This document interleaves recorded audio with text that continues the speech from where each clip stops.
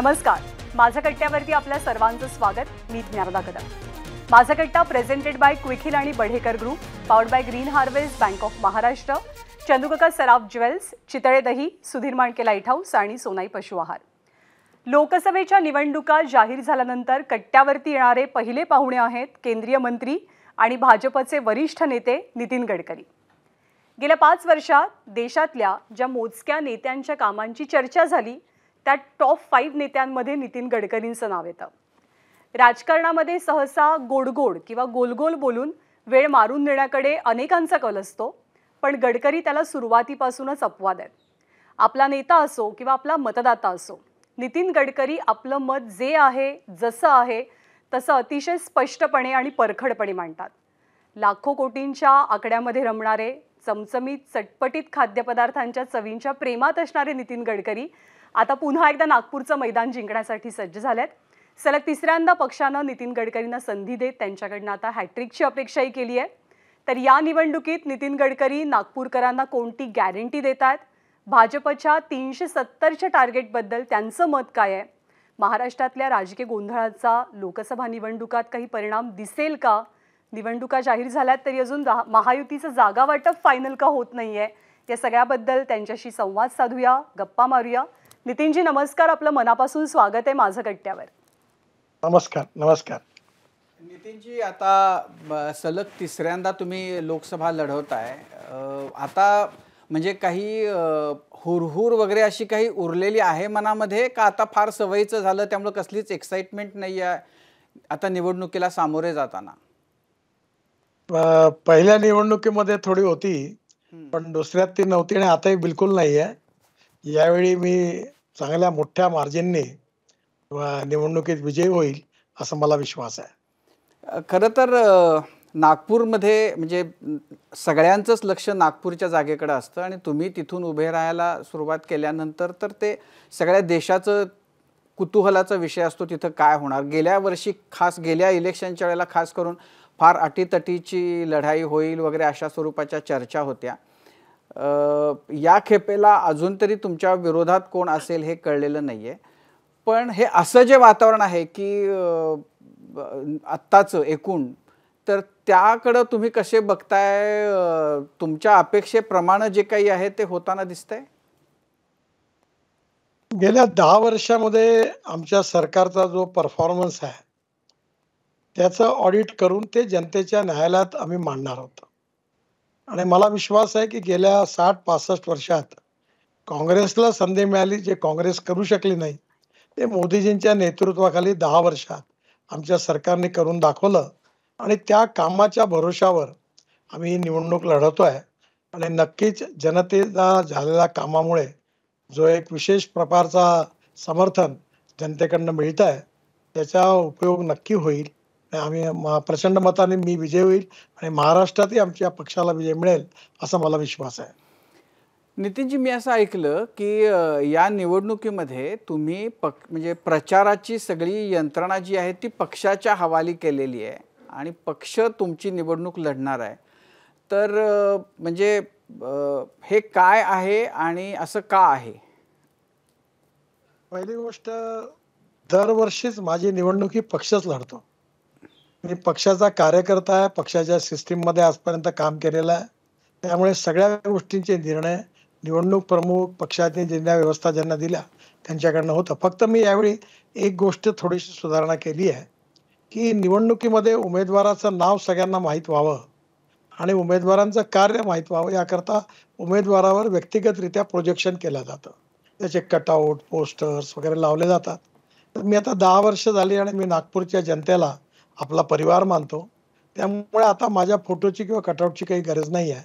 आणि मी एक ठरवलं आहे असं की मी रोज नागपूर शहरामध्ये प्रभाग वाईज निमंत्रित करून 500, 600, 800 लोकांची मीटिंग, सभा नाही, यात त्यांच्याशी संवाद साधणार आहे.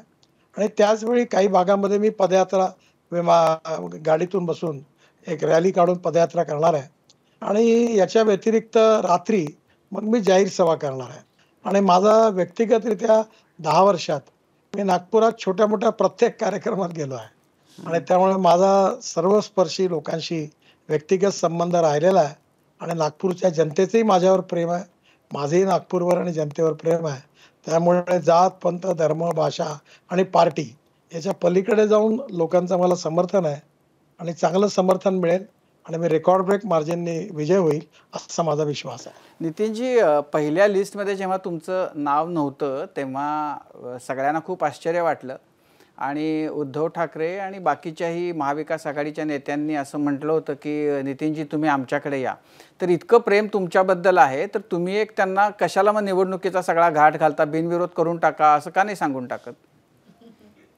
पहिली गोष्ट अशी की महाराष्ट्रात आमच्याकडे पद्धत अशी आहे की पार्लमेंटरी बोर्ड जे आहे ते पहिले महाराष्ट्राच्या पदाधिकाऱ्यांवर चर्चा करतं आणि मग उमेदवारांची घोषणा होते.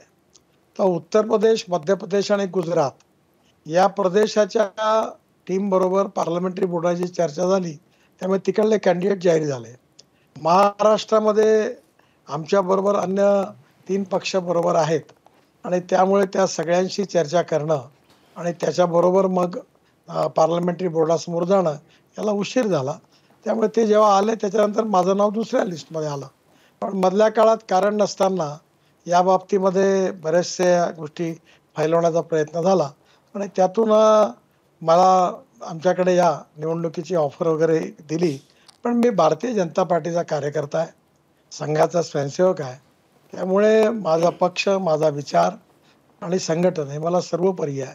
त्यामुळे हा पक्ष सोडून दुसरीकडे कुठे उभा राहण्याचा प्रश्नच उद्भवत नाही.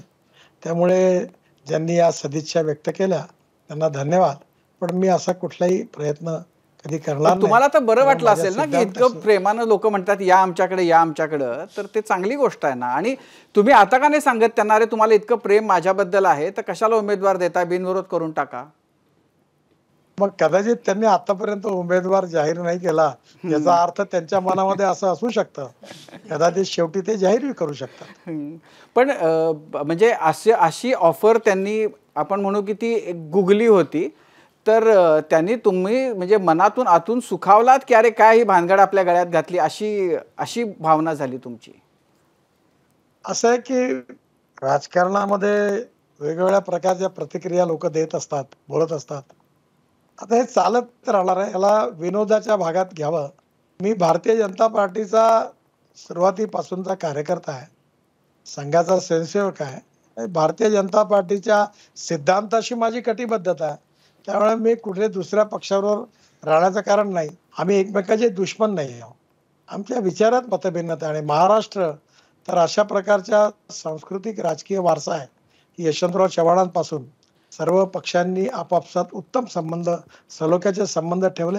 निवडणुका असल्यावर वादविवाद झाले, चर्चा झाली. पण साधारणतः हे वैशिष्ट्य आहे की मनभेद मात्र झाले नाही. हे महाराष्ट्राची लोकतांत्रिक परंपरा आहे, ही अतिशय चांगली आहे आणि मला या परंपरेवर अभिमान पण आहे आणि आदरही आहे. नाही, पण त्याच्यामध्ये एक मी गेले 10 वर्षांपासून म्हणजे खास करून खरं तर तुम्ही दिल्लीत गेल्यापासून एक गोष्ट जी मी बघतोय की म्हणजे तुमचे हे सगळ्या पक्षांबरोबरचं असलेले उत्तम संबंध आणि त्यामुळं ज्यांनाही मोदीजींच्या बद्दल दुखणं किंवा दुःख बोलायचंय तेव्हा त्यांना तुमचा खांदा सगळ्यात जवळचा किंवा सेफ वाटतो.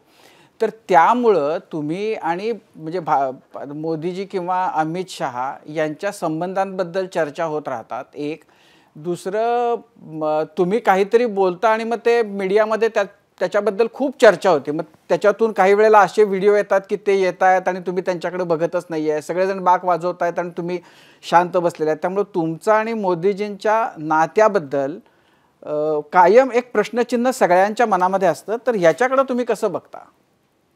मुळामध्ये एक मिस्युअस पत्रकारिता आहे. जसं तुम्ही म्हटलं ना की मोदीजी आले आणि मी नमस्कार नाही केला, त्याच व्हिडिओमध्ये मी नमस्कार केला, माझा हात खाली केला आणि मग ते पुढे गेले. ते दुसऱ्याला त्यांनी केलं तर मी खाली होतो, ते दाखवल्या गेलं. ते नंतर व्हेरीफाय पण झालं आणि ते ऑलरेडी रेकॉर्डिंग आहे. अनेक वेळा जाणून बुजून ज्या लोकांना मोदींवर अटॅक करण्याची हिंमत नाही आहे ते कुठेतरी माझ्या बोलण्याचा गैरअर्थ लावून ते मांडतात आणि कोणीतरी एक जण आपल्या वेबसाईटवर असं उलटे टाकतो आणि मग बाकीच्या मीडिया त्याचा आधार घेऊन देतात. मुळामध्ये अशा कुठल्याही प्रकारचे त्यांचे आणि माझ्या संबंधात तणाव नाही आहे. माझं नेहमी बोलणं होतं, चर्चा होते आणि आत्ताच नुकतंच आमच्या द्वारका एक्सप्रेस वेच्या कार्यक्रमाला त्यांनी पहिले हरियाणात एक कार्यक्रम करून तिथेच तो करायचं ठरवलं. मी त्यांना सांगितलं की हा वेगळा केला पाहिजे, हा खूप स्टेट ऑफ आर्ट प्रोजेक्ट आहे. त्यांनी माझं ऐकलं, मोठा कार्यक्रम झाला आणि माझा नेहमी संवाद होत असतो. माझा एक स्वभाव आहे की मी माझं दिलेलं काम आहे ते लक्ष देतो. मुंबईतही फारसा येत नाही. मला विचारलं तर मी त्या फारसं मतप्रदर्शन करत नाही. मी त्यांना म्हणतो, "तुम्हाला जे योग्य वाटलं ते करा. मी आपलं काम करतो आणि आपलं काम करणं जे पक्षाने दिलं आहे, ते आपण व्यवस्थित करणं हेच आपलं कर्तव्य आहे." एक कार्यकर्ता म्हणून या समजून आपलं काम करत असतो. तुम्ही जसे काही म्हणता तसे कुठल्याही प्रकारचे मतभेद आमच्यामध्ये नाही, हे मी तुम्हाला स्पष्टपणे सांगू नाही, इच्छितो. मला मला असं विचारायचं होतं की म्हणजे दोन गोष्टी. एक तर या पद्धतीनं सतत येत राहतं की ज्याच्यातून म्हणजे आत्ता तुम्ही काँग्रेसच्या नेत्यांना नोटीसही बजावलीत की तुमच्या एका मुलाखतीमधला निवडक भाग सिलेक्टिव्हली तो प्रसारित झाला आणि ज्याच्यामध्ये तुम्ही देशाच्या स्थितीबद्दल आणि आपण कोणत्या गोष्टींना महत्त्व देतो आणि कशाला देत नाही याच्याबद्दलचं तुमचं जे मुलाखत होती त्यातला तो सिलेक्टिव्ह भाग घेऊन प्रसारित केला म्हणून.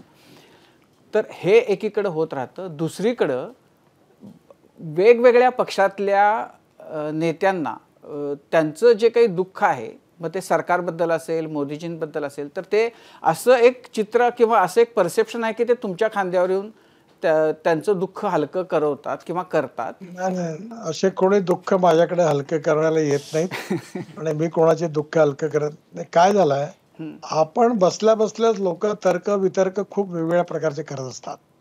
माझे वेगवेगळ्या पत्रकारांशी संबंध आहेत, वेगवेगळ्या राजकीय पक्षातले संबंध आहेत. ज्यांच्यावर मी काम केलं ते आज पक्षात नाहीये किंवा बाहेर आहे त्यांच्याशी संबंध आहे. आणि मी नेहमी म्हणतो की ज्याच्याशी एकदा मैत्री आहे ती आयुष्यभर जोपासण्याचं काम मी केलेलं आहे. पण मैत्री वेगळी, राजकारण वेगळं. राजकारणाच्या मर्यादा वेगळ्या आहेत, राजकारणाच्या भूमिका वेगळ्या आहेत. पण म्हणून मी ते संबंध आज अलायन्स नाही आहे म्हणून संबंध तोडले असं होत नाही. परंतु या मैत्रीचा विपर्यास करणं, गैरसमज पसरवणं आणि कन्फ्युजन करणं हा कदाचित मनोरंजनाकरता किंवा टी-आर-पी वाढवायला उपयोगाचा असेल म्हणून काही जण करत असतील. पण आता संबंधात मी मनोहर जोशींना नेहमी भेटायचो, राज ठाकरेंना नेहमी भेटतो, उद्धव ठाकरेंना कधी-कधी भेट होते, बाळासाहेबांच्याबद्दल नेहमी जायचो. शिवाय अनेक वर्ष मी शिवसेनेवर काम केलं होतं. त्यांचे माझे संबंध होते आणि प्रमोद महाजनांचे होते, गोपीनाथ मुंडेंचे होते. ते आमचे नेते होते. आम्ही वारंवार अनेक वेळा जायचो. आता असं आहे की आज अलायन्स नाही म्हणून काही संबंध तोडायचे थोडी असतात. आता मी असं मांडलं की काँग्रेसच्या चुकीच्या आर्थिक धोरणामुळे शेतकरी नागवला गेला. आज शेतकऱ्याची अवस्था अतिशय वाईट आहे. त्यामुळे गावं जी आहेत ती 30% पॉप्युलेशन गावातून शहराकडे आलेली आहे. पुन्हा एकदा गावं समृद्ध संपन्न केली पाहिजे. शेतकरी शेतमजुराला गाव गरीब मजदूर शेतकऱ्याचं कल्याण झालं पाहिजे. आता याच्यात काय मी बोललो ते जे आहे ते न बघता कुठेही असं आलं नाही. कोणीतरी याचा विपर्यास करायचा आणि भाजपच्या काळात शेतकऱ्याची परिस्थिती वाईट आहे म्हणून त्याचा विपर्यास करायचा. मला असं वाटतं ही जी काही शॉर्टकट पत्रकारिता आहे याचा ज्या आपल्यासारख्या सगळ्या पत्रकारांची विश्वसनीयता आणि क्रेडिबिलिटी म्हणून जे घडलं त्याचं एक प्रत्यक्ष रिपोर्टिंग करावं. मुद्दामून अशा प्रकारे कन्फ्यूज करून काहीतरी उलटं तिलटं लिहून न्यूजमध्ये सनसनाटी निर्माण करणं हे मला तर वाटतं की सगळ्यांच्याच क्रेडिबिलिटी करता योग्य नाही आहे. नाही, त्याच्यामध्ये पत्रकारांच्या क्रेडिबिलिटीचा आणि बदलत्या पत्रकारितेच्याबद्दल तुम्ही बोललात. गेल्या काही वर्षांमध्ये राजकारण म्हणजे तुम्ही जेव्हा निवडणुका लढायला सुरुवात केली होती तेव्हापासून म्हणजे जर तुम्ही तुमची पहिली निवडणूक आठवत असाल तर तेव्हापासून आज जी स्थिती आहे म्हणजे निवडणुका लढण्याची पद्धत असेल किंवा राजकारणाचा एकूण झालेला चिखल किंवा खाली गेलेला स्तर असेल तर तुम्ही याच्याकडे कसं बघताय? मी नेहमी सगळ्यांना एक गोष्ट सांगतो की तुम्ही म्हणता ही गोष्ट खरंच आहे की आज राजकारणाचा स्तर जसा असायला पाहिजे तसा नाही आहे. आणि म्हणून we need to redefine the definition of politics. आणि म्हणून नेहमी मी आग्रहाने सांगतो की सत्ताकारण पॉवर पॉलिटिक्स म्हणजे राजकारण नाही. समाजकारण, राष्ट्रकारण, विकासकारण हे खरं राजकारण आहे. आणि त्यामुळे मी एकच ठरवलं आहे की आपण वागताना बोलताना आपण राजकारणामध्ये गुणात्मक परिवर्तन असं वागलं पाहिजे आणि तसंच आपण कुठेही चाल घेता कामा नये, कुठेही कमरेखाली वार करता कामा नये. आपण जे आहे ते राजकारण चांगलं करावं. मला अटल बिहारी वाजपेयी जेव्हा मुंबईला आले होते ते विरोधी पक्षनेते होते आणि मी विरोधी पक्षनेता होतो. तर तेव्हा ते मला असं म्हणाले, की सभागृह बंद पाडूनच आपल्या भावना व्यक्त होतात असं नाही. सभागृहामध्ये योग्य शब्दाचा वापर करून आपल्या तीव्र भावना व्यक्त नाही करता येत का? खरं म्हणजे आम्ही त्या काळी खूप अग्रेसिव्ह राहायचो आणि त्याच्यामध्ये मला असं वाटतं, की लोकशाही ज्या 4 स्तंभावर उभी आहे. Legislative wing, executive wing, judiciary आणि मीडिया. आम्ही सगळ्यांनी मिळून अंतर्मुख होऊन यात गुणात्मक सुधार करण्याकरता प्रयत्न केले पाहिजे. आणि मतभिन्नता आहे, वेगवेगळ्या लोकांची मतं वेगवेगळी राहणार आहे. लोकशाहीत त्याचा आदर केला पाहिजे. पण याची सुरुवात लोकांना मार्गदर्शन करण्यापेक्षा प्रत्येकाने स्वतःपासून जर केली तर नक्कीच चांगलं परिवर्तन होईल. आणि मी त्याचं पालन करायचा पूर्ण प्रयत्न करतो. आणि जास्तीत जास्त याच्याप्रमाणे मी वागण्याचा प्रयत्न करतोय आणि तो मी करीन. नाही, निवडणुका म्हणजे खर्च आहे. आता म्हणजे तुम्ही त्या मुलाखतीमध्ये काल ह्या सगळ्या इलेक्शन बॉन्डच्या बद्दल तुम्ही बोलला होतात. तर निवडणुकांचा खर्च म्हणजे आता तुमच्याच बद्दल जर बोलायचं झालं तर तुमची पहिली निवडणूक, त्याला झालेला खर्च आणि आत्ता होत असलेला खर्च याच्यामध्ये जमीन आसमानाचं अंतर पडलेलं असेल. पण त्या निवडणूक रोखे जे आहेत त्याच्याबद्दल खूप प्रकारचे आक्षेप, आरोप असे आधीपासून घेतले जात होते आणि नंतर म्हणजे सुप्रीम कोर्टानं तर ते सगळं म्हणजे ते पूर्ण डिसेक्शन करून आता लोकांच्या समोर मांडतायत की हे नेमकं काय होतं आहे ते. तर तुम्हाला त्या रोख्यांचं समर्थन करावं असं का वाटतंय? कसं आहे की ग्राउंड रियालिटी ही आहे की पैशाशिवाय पक्ष चालू शकत नाही, निवडणुका लढू शकत नाही. आणि तुम्हाला याचं सत्य सगळं माहिती आहे. त्यामुळे येणाऱ्या काळामध्ये मला असं वाटतं की याच्यात कुठला तरी मार्ग शोधला पाहिजे. ज्यावेळी अरुण जेटली अर्थमंत्री होते त्यावेळी मी पण त्या विचारविनिमयामध्ये होतो. आणि त्यावेळी कोणाने आपण कॅशमध्ये पैसे घ्यायच्या ऐवजी ते पैसे जर त्यांनी आपल्याला बॉन्ड्समध्ये दिले आणि बॉन्ड्समध्ये पॉलिटिकल पार्टी सगळ्यांनाच दिले तर यातून एक चांगला सुधार होईल या भावनेतून त्यावेळी हे धोरण ठरवलं होतं. मुद्दा असा आहे की हे योग्य नाही तर हे अयोग्य आहे तर योग्य काय आहे? आणि प्रत्येक पक्षाला उमेदवाराला पैसा तर लागतोच. मग हे कसं करायचं? त्यामुळे कुठेतरी या यक्ष प्रश्नाचं उत्तर ट्रान्सपरन्सीनी आणि लोकशाही मजबूत करण्याची शोधण्याची गरज आहे. न्यायालयाने सध्या न्यायालयामध्ये मॅटर सबज्युडिस आहे. त्यामुळे जास्त काही कॉमेंट्स न्यायालयाबद्दल करणं योग्य होणार नाही. पण सगळ्यांनी मिळून याच्याबद्दल एकदा काहीतरी उपाय शोधून सर्वसंमतीने काहीतरी भूमिका घेणं हे लोकशाही करता आवश्यक आहे असं मला वाटतंय. नाही, याच्यामध्ये निवडणुकीचा जो खर्च आहे त्याच्या बाबतीत जगामध्ये निर्णय देशामध्ये काही ठिकाणी सरकारच खर्च करते पूर्ण.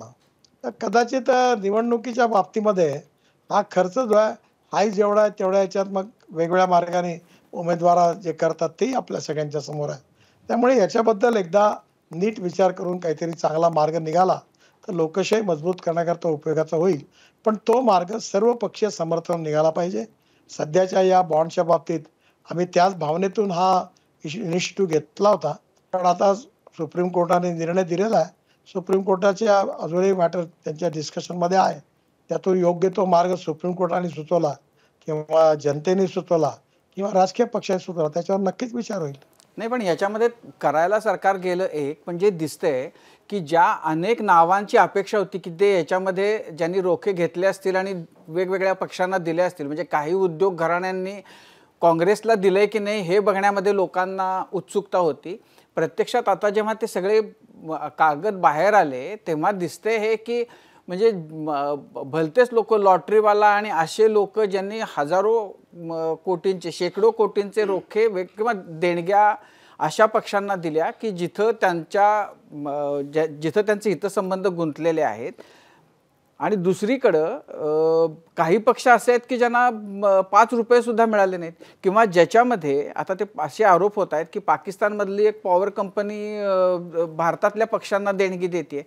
तर करायला गेले होते एक आणि झालं भलतंच असं काहीतरी म्हणता येईल याच्याबद्दल? नाही, आमचा उद्देश चांगला होता आणि असं कुठलंही आम्ही काही केलेलं नाही. आणि यामध्ये अन्य पक्षांनाही पण पैसे दिले गेले आहेत. त्यामुळे अशा प्रकारे तुम्ही जे मांडता त्याची मी काही सहमत नाहीये. आमचा उद्देश चांगला होता आणि आता चांगल्या उद्देशाने आम्ही हा निर्णय घेतला होता. तर या उपर सुप्रीम कोर्टात आता मॅटर सबज्युडिस आहे. त्याचा योग्य निर्णय लागल्यानंतर मग जो काय असेल तो विचार होईल. नितीनजी, आता नागपुरात तर अजून उमेदवारच मिळत नाहीये काँग्रेसला तुमच्या विरोधात लढायला, आणि मागच्या आठवड्यात अशी बातमी होती की ज्यांना म्हणजे जे संभाव्य उमेदवार आहेत ते पण सगळे नको नको आम्हाला नाही लढायचं असं म्हणतात आहे. त्यामुळे नागपूर वरून थोडंसं लक्ष हटवून तुम्हाला 48ही मतदारसंघांमध्ये प्रचार करावा लागणार आहे. शिंदेंच्या शिवसेनेचे जे उमेदवार असतील त्यांचाही प्रचार कराल, पण राष्ट्रवादीला मत द्या असं म्हणताना किती कठीण जाईल? असं आहे की पॉलिटिक्सचा असा अर्थ आहे की anything can happen in politics and cricket असं म्हणतात. And politics is a game of compulsion, contradictions, आणि आता ते आपण समजून गेलं पाहिजे. कारण अनेक प्रकारचे कॉम्प्रोमाइजेस होत असतात आणि पक्ष विस्तारामध्ये अनेक लोक येत असतात ज्यांचा आपण विरोध करत असतो, तेही पक्षात येत असतात. हा अनुभव काय आता नवीन नाही आहे. ह्याच्या आधी पण नागपूरला आम्ही बनवारीलाल पुरोहित उमेदवार होते काँग्रेसचे, त्यांच्या विरुद्ध खूप लढलो. मग ते राम जन्मभूमीच्या विषयावर भाजपमध्ये आले, मग त्यांचंही काम केलं. आता काय काळात हे चालणारच आहे. आता त्यामुळे जे कोणी उमेदवार पक्षाचा असेल किंवा पक्षाच्या अलायन्स मधला असेल त्याचा प्रचार करणं हे आमचं कर्तव्य आहे. त्यामुळे सगळ्या ठिकाणी करायला जाऊ. नितीनजी, पण एकूण महाराष्ट्रामध्ये गेल्या 2-2.5 वर्षामध्ये खरं तर 19 नंतर जो काही सगळा गोंधळ चालू आहे, तुम्हाला असं मनात कधी आलं नाही का की चला आपण म्हणजे जसं ती एखादी बाई घरातला पसारा बघून कंबरेला पदर खोचून सगळं साफसूफ करते, तसा हा सगळा जो गोंधळ आहे तो आता आपणच जावं तिथं आणि सगळं नीट करून टाकावं? मला असं वाटतं की शेवटी कसं आहे की पक्षामध्ये पण प्रत्येकाला वेगवेगळ्या जबाबदाऱ्या असतात. मी थोडंसं यावेळी असं ठरवलं की तुम्ही जे योग्य असेल ते करा, मी तुमच्या मागे आहे. त्यामुळे मी काही याच्यात फारसा इन्व्हॉल्व झालो नाही आणि माझे काही इन्व्हॉल्व होण्याची इच्छाही नव्हती. त्यामुळे आता जे कोणी आहेत मिळून काम करतात त्यांच्या कृतीला मागे उभं राहणं हाच पक्षामधली प्रथा परंपरा आहे. त्यामुळे आता माझ्याकडे जे काम आहे ते मी करत असतो. आता जे काही स्टेटचे लिडरशिप आहे, टीम आहे, ती योग्य निर्णय करते, त्यांच्या मागे आपण उभं राहायला नाही, पाहिजे. त्याच्यामध्ये त्या कामात त्याच्यामध्ये भाग असा की हा, जे काय करतायत त्याच्या मागं मी आहे असं म्हणताना तुम्हाला ते आवडतंय का आवडत नाहीये हे तुम्ही सांगत नाही आहात ना? नाही, असं असतं की आपल्या आवडीचा आणि नावडीचा काही संबंध नाही आहे. शेवटी जो निर्णय त्यांनी घेतला असेल तो पक्ष कार्यकर्ते म्हणून सगळ्यांना स्वीकारावा लागतो. म्हणजे स्वीकारावा लागतो हे बरोबर आहे, पण आवडून स्वीकारणं आणि नावडून स्वीकारणं याच्यामध्ये फरक आहे ना? मी म्हणलं की आमची पार्टी ही समाजवादी पार्टी नाही आहे. हां. म्हणजे एक एकाची पार्टी, दुसरी दुसऱ्याची पार्टी, तिसरी दोघे मिळून एक पार्टी. पार्टीमध्ये अनेक निर्णय होत असतात. काही निर्णय आवडतात, काही नाही आवडतात. तरी जे निर्णय होतात त्या निर्णयाप्रमाणे चालत राहणं आणि पक्षात काम करत राहणं हेच उत्तम कार्यकर्त्याचं लक्षण आहे आणि त्याचं पालन करण्याचं काम आपण सगळ्यांनी केलं पाहिजे. नाही, आता या त्याच्या मताचा मी आहे. एक ना म्हणजे खरं तर मधल्या काही घडामोडी झाल्यानंतर तुम्ही भेटलेले नाही आहेत, त्यामुळे त्या जरी जुन्या झाल्या असल्या तरी सुद्धा की बाळासाहेब ठाकरे आणि शरद पवार या दोन्ही नेत्यांशी तुमचे वैयक्तिक पातळीवर आणि राजकीय दृष्ट्या सुद्धा अतिशय उत्तम संबंध होते. ह्या दोन्ही नेत्यांचे पक्ष फुटले आणि ते तुमच्याबरोबर आले, तर तुमची ह्या त्याच्याबद्दलची भावना काय आहे? तुम्ही त्याच्याकडे कसं बघताय? नाही, प्रश्न असा आहे की मी व्यक्ती म्हणून नाहीये, मी पक्षाचा कार्यकर्ता आहे आणि कुठल्याही प्रकारच्या व्यक्तिगत भूमिकेतून निर्णय नाही होत. पक्ष म्हणून सामूहिक विचारातून निर्णय होतात. त्यामुळे व्यक्ती म्हणून जे पक्षाचे निर्णय असतील त्याचा मी पण भाग आहे आणि त्या निर्णयाशी मी सहमत आहे. राहिले संबंध, आजही मी बाळासाहेबांच्या बद्दल चांगलंच बोलतो. शिवसेनेची युती असो नसो, कारण युती बदलली, पार्टी बदलली म्हणून आपले मतं बदलले असं कधी होत नाही. शरद पवारांच्या बाबतीत ते महाराष्ट्रात मुख्यमंत्री होते, त्या काळापासून मी होतो. मतभेद आहेत, त्यांचे विचार वेगळे आहेत, आमचे विचार वेगळे आहेत. काही विषयामध्ये शेतकऱ्यांच्या विकासाबद्दल, दुधाच्या बद्दल, अनेक ठिकाणी त्यांच्याबद्दलच्या विचाराबद्दल सहमती आहे. तर कधी कधी राजकारणामध्ये त्यांचा पक्ष वेगळा, त्यांचे विचार वेगळे, आमचा पक्ष वेगळा, आमचे विचार वेगळे, तरी व्यक्तिगत संबंध चांगले असतात आणि म्हणून व्यक्तिगत संबंध जोपासले पाहिजे. हेच अटल बिहारी वाजपेयींनी सांगितलं की मतभेद असतील, मतभिन्नता असेल, पण मनभेद होऊ देऊ नका, संबंध चांगले ठेवा. त्यामुळे आपल्या इथे बघा की कोणाला 75 वर्ष पूर्ण झाले की कार्यक्रम होतो. मागे एकदा मनोहर जोशींच्या कार्यक्रमाला आम्ही सगळे एकत्र होतो 75 वर्षाच्या याला. तर मला मुलायमसिंग यादवांनी विचारलं की तुम्ही सगळे एका कार्यक्रमात होते, सगळ्या पक्षाचे लोक? म्हटलं हो. सुशील कुमार शिंदे होते, शरद पवार साहेब होते, मी होतो, सगळे होते. आणि मग आजही पण सगळे एकमेकांकडे जातो, भेटतो, बोलतो. राजकारण वेगळं आणि व्यक्तिगत संबंध वेगळे. आणि राजकारणाच्या बदलत्या भूमिकेबरोबर संबंध बदलवणं हे राजकारण पण नाही आणि अशा प्रकारचं शक्यच नाही. त्यामुळे आपण राजकारणाच्या पलीकडे जाऊन संबंध जोपासले पाहिजे. हाच आदर्श अनेक लोकांनी आम्हाला दिलाय आणि त्याचप्रमाणे वागण्याचा प्रयत्न करतो. त्यात मला वाटतं योग्य आहे असंच मला वाटतं. नितीनजी, पुन्हा त्याच विषयावर आणतो, माफ करा, पण मनोहर जोशींचा 75वा वाढदिवस जेव्हा झाला त्याला अनेक वर्ष लोटली. येणाऱ्या काळात किंवा आजच्या काळात नितीन गडकरी हे नाव जर वगळलं तर अशी मंडळी एका व्यासपीठावर येऊ शकतील का? हेल्दी पत्रकारितेची जेव्हा तुम्ही अपेक्षा करता तेव्हा महाराष्ट्रात हेल्दी राजकारण असायला हवं आणि त्या मनोवृत्तीचा नेता म्हणून जर तुम्ही असाल तर तुम्ही त्यासाठी पुढाकार घेणार का? कारण ज्या पद्धतीनं पक्ष फोडले जात आहेत ते बघून तुमच्यासारख्या नेमस्त मवाळ नेत्याला नेमकं काय वाटतं? पहिली गोष्ट अशी आहे की राजकारणामध्ये सिद्धांताच्या आधारावर राजकीय पक्ष चालला पाहिजे. आमचा एक विचारधारा आहे, दुसऱ्यांची एक विचारधारा आहे आणि जनतेच्या न्यायालयात जनतेने त्याचा निर्णय केला पाहिजे. पण तुम्ही जे म्हणता त्याच्यामध्ये राजकारणाचा स्तर हळूहळू खालावत आहे, ही व्यथा आणि चिंता अनेक लोकांना आहे, मलाही पण वाटते. नितीनजी, जुन्या संबंधांचा वेळोवेळी उल्लेख होतोय. बाळासाहेबांचं नाव खास करून येत आहे.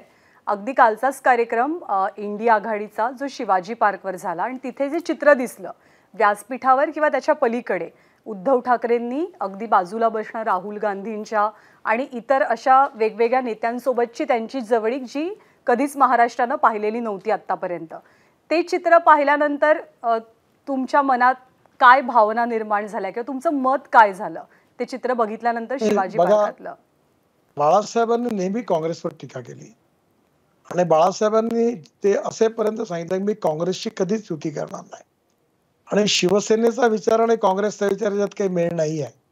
त्यामुळे शिवसेना आणि काँग्रेसची युती ही निश्चितपणे काही डायजेस्ट होत नाही, पटत नाही आणि मलाही ती योग्य वाटत नाही. कारण युती अलायन्स जी होती ती समविचाराची होते. भाजप आणि शिवसेनेची युती का होती? कारण हिंदुत्वाचा विचार होता आणि त्या हिंदुत्वाच्या विचाराच्या आधारावर ती युती झाली होती. त्यामुळे युती ही विचाराच्या आधारावर होते, नीतीच्या आधारावर होते. त्यामुळे नक्कीच त्या प्रकारे राहुल गांधी आणि उद्धव ठाकरे जवळ बसलेले बघितले. तुम्हाला जास्त आश्चर्य उद्धव ठाकरे आणि राहुल गांधी शेजारी बसलेत याचं वाटतं का अजित पवार आणि देवेंद्र फडणवीस शेजारी बसलेत याचं वाटतं? कारण तिथेही तेच आहे की ज्यांच्याशी कायम हयातभर टीका केली, आक्षेप घेतले. अजित पवार तर आमच्यामध्ये आले, तेच ना. पण तोच तिकडे उद्धव ठाकरे काँग्रेसमध्ये गेले नाही आहेत आणि राहुल गांधी शिवसेनेत आलेला आहे. पण अजित पवारांनी आमच्या बरोबर आले आहेत, ते आम्हाला स्वीकारलाय. त्यामुळे अजित पवारांनी विचार सोडून तुमच्या बरोबर आले तर त्याचं स्वागत आहे. उद्धव ठाकरे विचार सोडून काँग्रेस बरोबर गेले तर वाईट वाटतं. त्यांना प्रेरणा झाली की आपल्या विचाराने जाण्यात देशाचं, महाराष्ट्राचं हित नाही आणि हा साक्षात्कार झाल्यामुळे त्यांनी आपलं मन बदलवलं आणि विचार बदलवले आणि ते खुल्या दिल्याने आमच्या पक्षात आले. आम्ही त्यांचं स्वागत केलं. पण गडकरी साहेब, जेव्हा नरेंद्र मोदी आले होते औरंगाबादमध्ये बोलताना त्यांनी NCP म्हणजे नॅचरली करप्ट पार्टी म्हटलं होतं आणि त्यानंतर लगेचच 4 दिवसामध्ये अजित पवार तुमच्या बरोबर आले. तुम्हाला काय वाटतं लोक याच्याकडे कसं बघत असतील? तुमचं आकलन काय असतं जेव्हा असे निर्णय होतात?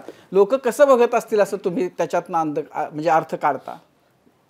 पहिली गोष्ट अशी की आम्हाला आमच्या पक्षाचा विस्तार करायचा आहे. जे लोक आमच्या विचाराला स्वीकारून आमच्याकडे यायला तयार असतील त्यांना पक्षात घेऊन आम्हाला 51% जास्त मतं मिळाली पाहिजे.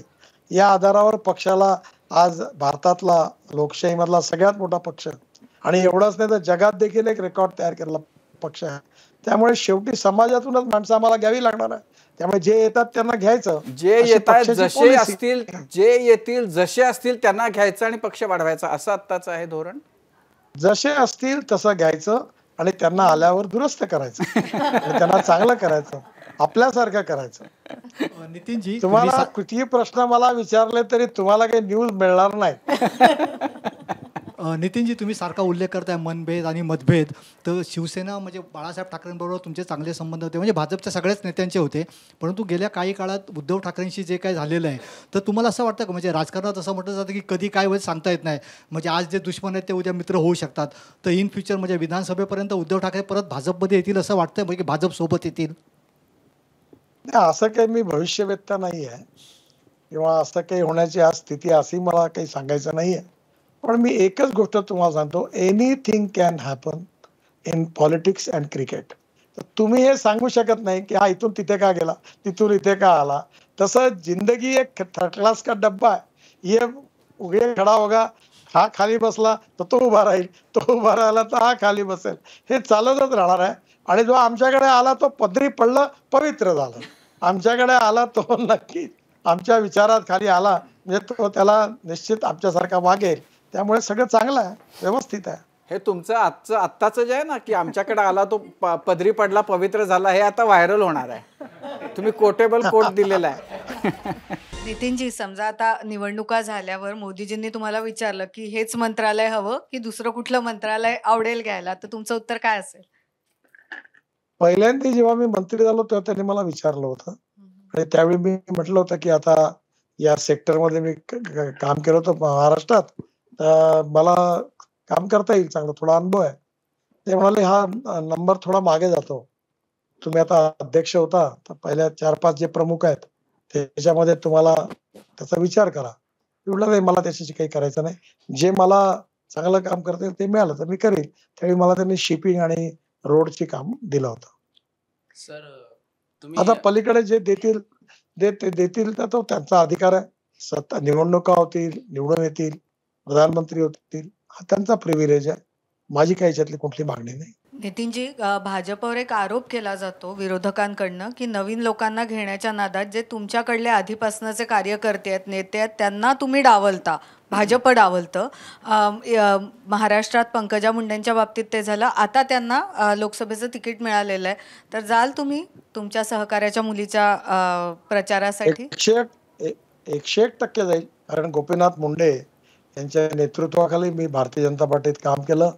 प्रमोदजी गोपीनाथजींच्या नेतृत्वाखाली अनेक वर्ष मी पक्षाचा अध्यक्ष होतो, विरोधी पक्षाचा नेता होतो, मंत्री होतो मंत्रिमंडळात. त्यामुळे आणि पंकजा उत्तम कार्यकर्ती आहे आणि तिला तिकीट मिळाल्याचा मनापासून आनंद आहे. खरं म्हणजे बऱ्याच दिवसापासून त्याची वाट होती आणि तिला सन्मानपूर्व मार्गाने लोकसभेचं तिकीट मिळालं, हे अतिशय आनंदाची गोष्ट आहे आणि तिच्या प्रचाराकरता मी नक्की जाईन. अच्छा, पंकजाताई खूप वेळ प्रतीक्षेत होत्या त्यांना तिकीट कधी मिळतंय, पण सुधीर मुनगंटीवार एक असे कॅन्डिडेट होते की जे म्हणजे पहिल्यांदाच असं होत असेल की बाबा तिकीट नको, म्हणजे तिकीट न मिळण्यासाठी सर्वतोपरी प्रयत्न किंवा जाहीर वक्तव्य त्यांची समोर आली होती. मुनगंटीवारांशी काही बोलणं झालं तुमचं त्यांना तिकीट जाहीर झाल्याच्या नंतर? बिलकुल झालं. कारण विदर्भातलं जे काम आहे भारतीय जनता पार्टीचं, हे गेले 15-20 वर्ष मी प्रत्येक गावात तालुक्यात फिरलो आहे. या प्रत्येक कार्यकर्त्याला जोडलाय, जोपासलाय, त्याच्यावर मी काम केलेलं आहे. सुधीरची इच्छा मनापासून त्यांनी मलाही सांगितलं की मला राज्यातच राहायची इच्छा आहे, मला दिल्लीत नाही यायचं, मला लोकसभेची निवडणूक लढवायची इच्छा नाही आहे. पण त्याला पक्षाने तिकीट दिलं. त्यानंतर त्यांचा मला फोन आला आणि मी त्याला म्हटलं आता पक्षाने निर्णय घेतलाय, तू निवडणूक लढव आणि तू जिंकून ये. तर त्याने सांगितलं हो, जसा आदेश आहे पक्षाचा मी काम करेन. जोपर्यंत तिकिटाचा निर्णय झालाय तो पण त्याने आपलं मत सांगितलं. पण निर्णय झाल्यावर त्यांनी सांगितलं की मी आता निवडणूक लढवीन. आणि सुधीर अतिशय कर्तृत्वान उत्तम कार्यकर्ता आहे. त्याने कालच मी बघितलं, त्याने एक सुंदर बॉटनिकल गार्डन बनवलंय तिकडे विसापूरला, खूप सुंदर तयार केलेला आहे. त्याच्यामध्ये प्रतिभाही आहे आणि खूप चांगलं काम करण्याची त्याच्यात शक्ती आहे, उत्तम नेतृत्व आहे. त्यामुळे महाराष्ट्रात तर त्यांनी चांगलं काम केलंच, वनमंत्री म्हणून, अर्थमंत्री म्हणून, पण लोकसभेचा खासदार म्हणून देखील चांगलं काम सुधीर नक्की करेल असा मला विश्वास आहे. नितीनजी, सुधीर मुनगंटीवारांच्या सगळ्या राजकीय घडणीमध्ये तुमचा मोठा वाटा आहे, तर तुम्ही त्यांना असं विचारलं नाहीत का की म्हणजे दिल्लीत आले तर त्यांना तुमच्याबरोबर काम करता येईल, त्यांना इथं देवेंद्र फडणवीसांबरोबरच करण्यामध्ये काय इतका इंटरेस्ट आहे? असं तुमचा प्रश्न थोडा सरकेस्टिक आहे. मी गमतीतच विचारलाय. देवेंद्र फडणवीस आणि सुधीर मुनगंटीवार हा मुद्दा नाही. मी पण ज्यावेळी महाराष्ट्राचा अध्यक्ष होतो आणि मला दिल्लीत अध्यक्ष व्हायचा निर्णय झाला तेव्हा मी रिलक्टंट होतो. तर तुम्ही मला विचारायला मी खरं कारण सांगतो, मला दिल्लीपेक्षा मुंबई आवडायची. दिल्लीतल्या नेत्यांपेक्षा मुंबईत मी कम्फर्टेबल होतो. मुंबईतला हॉटेल मला आवडायचे. मुंबईमध्ये मुंबईत जे खुश होतो ते मला दिल्लीचं टेन्शन होतं. त्यामुळे मला मुंबईत राहूनच काम करायची इच्छा होती. माझी पण सुधीर सारखी इच्छा होती. पण मला शेवटी सांगितलं तर मी गेलो. आता माझी ती डेस्टिनी दिल्ली झाली. त्यामुळे आता मी नागपूरहून डायरेक्ट दिल्लीला जातो. आता मुंबईला जवळपास येत नाही. पण मुंबईबद्दल माझी अटॅचमेंट आणि प्रेम आहे तसंच आहे. पण महाराष्ट्राबद्दलही तेच आहे. मी 5 लाख कोटी रुपयाची रस्त्याची कामं महाराष्ट्राला दिली आणि महाराष्ट्राचा विकास झाला पाहिजे असं मला प्रामाणिकपणे वाटतं. पण आता मी दिल्लीकर झालो तर नागपूरहून दिल्लीला जातो. पण पहिले नागपूरचा विकास, मग विदर्भाचा विकास, मग महाराष्ट्र आणि मुंबईचा विकास, मग देशाचा विकास असं समजूनच काम पण करतो. ही जी भावना आहे ना की मुंबई सोडून दिल्लीला नको वाटतं जायला, तर जे आता नवीन अनेक जण आहेत की जे मुंबई सोडून महाराष्ट्र सोडून दिल्लीमध्ये येतील, तर त्यांना तुम्ही काय टिप्स द्याल, काय केलं पाहिजे? सगळे कर्तृत्वान आहेत आणि कॅपेबल आहेत आणि दिल्लीत आल्यानंतर ते नक्कीच दिल्लीशी ऍडजस्ट होतील आणि दिल्लीमध्ये महाराष्ट्राचं नाव मोठं करतील आणि चांगलं कार्य करतील असं मला विश्वास आहे. आता शेवटचा प्रश्न की आत्ताचं राजकारण हे फार अनिश्चित झालेलं आहे, तर तुम्ही तुमच्या भविष्याच्या राजकारणाकडे कसं बघता? तुमच्या मनामध्ये अनिश्चितता त्याचं सावट कुठं अस्वस्थ करतं का? तुम्ही हा चांगला प्रश्न विचारला. राजकारण अनिश्चित आहे हे गोष्ट खरी आहे, पण भविष्य याचा मी कधी विचार करत नाही. माझी अवकाद आणि हैसियतपेक्षा मला खूप जास्त काम मिळालेलं आहे आणि मला शांतपणे झोप लागते. मी रोज काल रात्री हॉटेलमध्ये सगळ्या परिवार जेवायला गेलो होतो. मला एकाने विचारलं इंटरव्ह्यूमध्ये की तुम्ही कशाचा विचार करता? म्हटलं रोज सकाळी रात्री मी 11-12 वाजता जेव्हा झोपायला जातो मला माझ्याकडचा पंडित विचारतो चल कल नाश्ते में क्या करना है. तेव्हा मी त्याला एक कागद दिलाय त्याच्यात सांगतो काय कर आणि रात्री कुठे जेवायला जायचं याचा विचार करतो. मी खुश आहे, आनंदी आहे. भविष्याचा 1% विचार करत नाही. परमेश्वराने आणि पक्षाने जे दिलं ते माझ्या अवकाद आणि हैसियतपेक्षा खूप जास्त मिळालं. आपण काम करत राहावं, चालत राहावं. समाजाकरता, देशाकरता आपलं घर परिवार सांभाळून जेवढं जास्तीत चांगलं काम करता येईल तेवढं करावं. आणि जे लोक भविष्याचा विचार करतात ते अस्वस्थ होतात. जे लोक समाधानी होत नाहीत, त्यामुळे मी समाधानी आहे आणि समाधानी राहायचं असेल तर भविष्याचा विचार कधीच करू नये असा माझा मंत्र आहे. त्याप्रमाणे मी चालतो. मी खुश आहे, मला कशाची चिंता नाही. नाही नितीनजी, महाराष्ट्राच्या नाही देशाच्या राजकारणामधलं खरं तर जिंदादिल व्यक्तिमत्व म्हणून तुमच्याबद्दल सगळ्यांनाच खूप आदर, खूप प्रेम आणि तुमच्या एकूण कामाच्या बद्दलचं सगळ्यांना वाटणारं कौतुक, अभिमान हे सगळे आम्ही सगळेजण बघतोय, अनुभवतोय. तुमचं दिल्लीमधलंही जे काम आहे तेही बघतोय. तुम्हाला खूप शुभेच्छा तुमच्या पुढच्या सगळ्या राजकारणासाठी. थँक्यू. धन्यवाद नितीनजी, आज कट्ट्यावरती आलात. आणि हो, तुम्ही काही मुद्दा मांडत होतात का? तुम्ही काही बोलत होतात? नाही, खरं म्हणजे एक गोष्ट मी तुम्हाला सांगायला विसरलो की मी दिल्लीमध्ये असतानाही रात्री 12 वाजता जेव्हा 11 वाजता शेवटी झोपायच्या आधी टीव्ही लावतो आणि हमखास ABP माझा नक्की बघतो. तुमच्या न्यूज बुलेटिन जे आहे ते नियमितपणे बघणार आहे. त्यामुळे तुमचा न्यूज चॅनेल मराठी मला पुन्हा एकदा महाराष्ट्राची आठवण करते आणि तुमची ती स्मृती नेहमी माझ्याजवळ आहे. मी बोलण्यापुरतं बोलत नाही, एकदम 100% सत्य सांगतो आणि त्याच्यातून मला पुष्कळ महाराष्ट्रातल्या घडामोडी कळत असतात. नितीनजी, आभार आपल्या शब्दाबद्दल आणि तुम्ही आमच्या केलेल्या कौतुकाबद्दल. थँक्यू सो मच आणि खूप साऱ्या शुभेच्छा आपल्याला या निवडणुकीसाठी. धन्यवाद. नमस्कार. आणि यानंतर माझा कट्ट्यावरती आपण इथेच थांबतोय. माझा कट्टा प्रेझेंटेड बाय क्विखिल आणि Badhekar group, powered by green harvest, bank of Maharashtra, Chandukaka Saraf jewels, Chitale Dahi, Sudhir Mandke light house आणि सोनाई पशु आहार. ताज्या बातम्यांसाठी पाहत रहा ABP माझा.